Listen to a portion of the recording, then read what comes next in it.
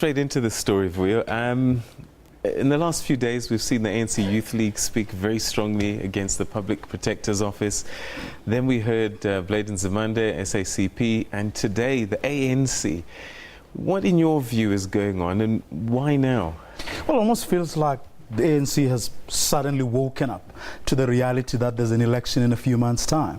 And this may cause a lot of damage to the party's prospects in the forthcoming election. Because remember, even if the ANC was to drop by just a margin, it's a big issue because a lot of analysts will probably say this is the beginning of the end. So it's important for the ANC to regain what it has, or at least improve on it. So suddenly now it is aware, or sort of that, look, this issue has the possibility, at the very least, of actually dealing a blow or making a dent, at the very least, to our election prospects. So what is their biggest issue? Is it that it's leaked, or is what's in the report itself? That's exactly the problem, because trying to pin everyone down to get to understand that. And I think part of the problem is that I think there's a lot of tiptoeing around the real issues. I think part of that is,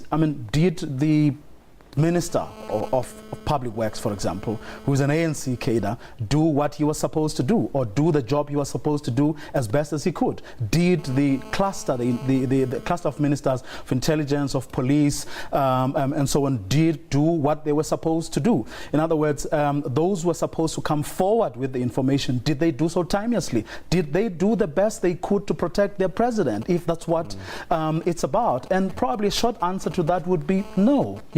There's a lot that people at various points, like along the chain, should have done. The questions that the ANC is asking today in that clip are the questions the ANC should have asked a long time ago, and gotten the people, its own cadres who are in government and in other spheres of our life, actually get them to make sure that this issue is nipped in the bud, so to speak. So the ANC, in my view, should also take responsibility. Gwede Mandashe, as well as Jesse Duarte, who are the CEOs and deputy CEO of the ANC, should, I think, take responsibility. They should take responsibility for the functioning of the ANC in Parliament, where in Parliament, the Public Protector told us about a month, 2 months ago, that she didn't know who to give the report she had to. And part of the problem was that the legislation that was supposed to have cleared that, something that was discussed, nothing was done about it. So I think everybody, it's no point like everyone blaming each other right now. I think they should all take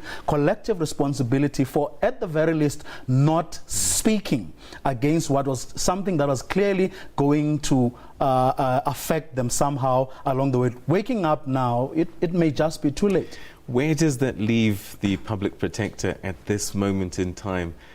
Does she release? Does she not release? Does she release in her own time? Has her hand been forced, perhaps, with these accusations that A, she's leaked the report, B, that she could possibly be part of some political game? What does she do?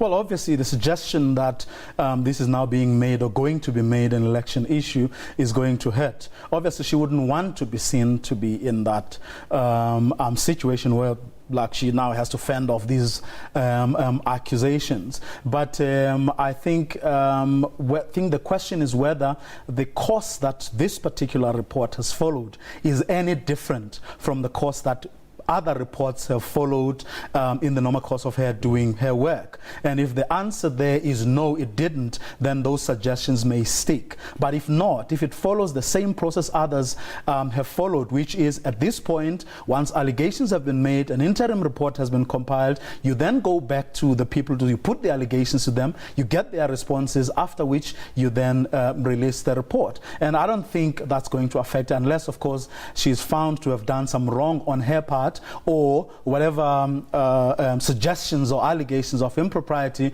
or of being in cahoots perhaps with opposition parties or other people who may not want the ANC or President Jacob Zuma. If those stick, then maybe. But if it's just allegations, I don't think, there has been allegations against her before, and unfortunately they haven't really had the effect that they were intended to have. Okay, Vuyo, we're going to have to leave it there, but thank you very much indeed for sharing your thoughts with us this day.